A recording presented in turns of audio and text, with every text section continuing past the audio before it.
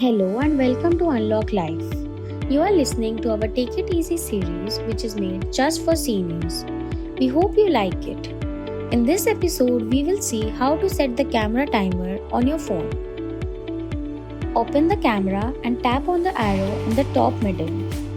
Now you can see a few options at the bottom. Swipe left on those options and tap on the clock looking option. Tap on 3 seconds or 10 seconds.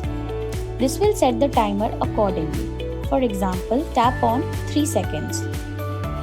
Now that the timer has been set, tap on click and after 3 seconds, the picture will be clicked. If you want to switch off the timer, repeat the whole process until you click on the timer. And then, instead of 3 seconds, tap on off. Now you can also click amazing pictures with this quick trick. And that's all for today. We hope this was helpful. You can download our app for more such tips. Download link is in the description below. Our app also provides assistance for any need seniors may have.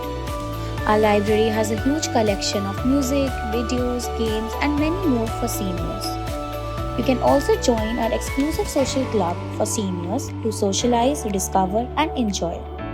You can also call or WhatsApp us at 98989 58411. Thank you and see you again soon.